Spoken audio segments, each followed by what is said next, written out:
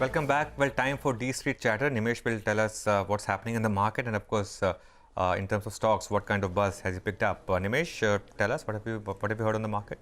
Hi, Anuj. So, India has relatively underperformed for the last couple of days, largely on back of global risk-off.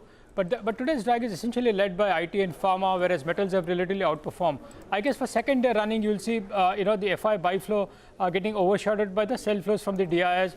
And across the board, there is selling pressure, and largely from HNIs, super HNIs, and from the domestic investors. So that's been the reason why you're seeing that pressure, largely on back of profit booking. I guess from events to watch out, couple of events to watch out. One is the MSCI rebalancing, which will get announced, or which is announced. The effective date will be from March 1st, so 28th will be the last date. And the Nifty rebalance will get announced soon, so that will have an impact on some individual stocks like GAIL and Tata Consumer. But broadly, profit-taking day with the FI buying overshadowed by the DI selling.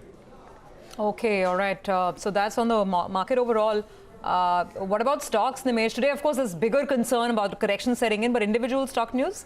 In terms of individual stocks, the first stock on my radar is Bank of Baroda. We saw a big rally of late, and now some bit of profit booking as well. Remember, there is a QIP lined up for Bank of Baroda, and that is expected this week. So that's the reason why I'll be watching out for that particular stock. The second stock is Vedanta.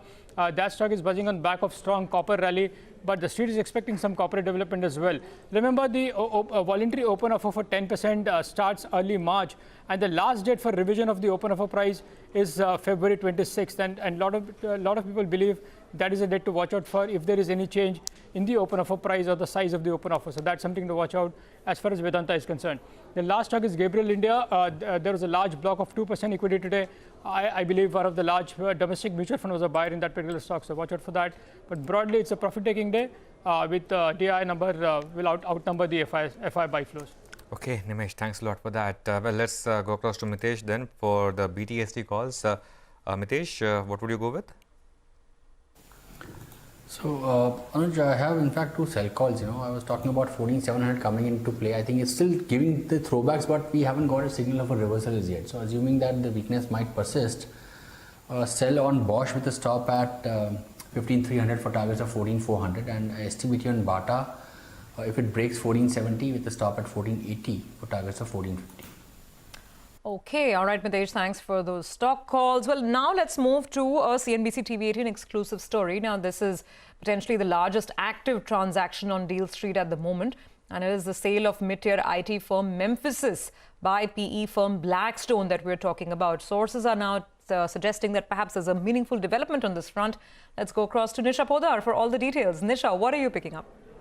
Thanks for that. Yes, it's the largest transaction active in the IT space right now, and I've been closely monitoring it. In fact, several independent sources with direct involvement in this transaction have shared with us that Carlyle, the bulge bracket private equity firm, which has been looking very aggressive in India in the past few months, and especially after their good return proposition from the SBI Cards IPO, is now sitting with a big check. And that is now emerging as a key contender for the buyout for Mphasis. What sources have been also telling us is that some of the other contenders who have actively spent a lot of time on the Mphasis transaction, like the types of Brookfield, Bain Capital, as well as CVC Capital Partners, they are also in the fray, but some of them may have slowed down given that it's a large transaction. It's a big ticket size. It's a $3 billion transaction where 56% will be bought over from Blackstone and will also be triggering an open offer for additional 26%.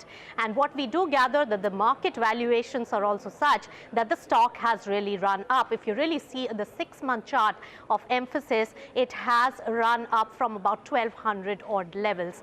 Now, looking at the overall scenario, what sources also have been suggesting to us is that Blackstone is in constant touch with the various partners who have been interested in this particular large transaction. And while the deal process goes on, Carlyle is the one looking more interested at this point. But one point to note is that for Blackstone, it will be a clear, very big, hefty return if this really manifests into a deal. They bought in 2016 for $1.1 billion Mphasis, and now it's going to be a transaction worth about $3 billion. Okay, Nisha, thanks a lot for that story. We need to take a break and we'll come back with the market closing. The market, by the way, is slipping once again back below 14,700 on the Nifty, and the Bank Nifty, that recovery is getting sold into once again. 500 points gone on the Bank Nifty, so that recovery didn't last for too long actually, and now we're once again seeing a bit of a decline. More on the market when we come back from this break.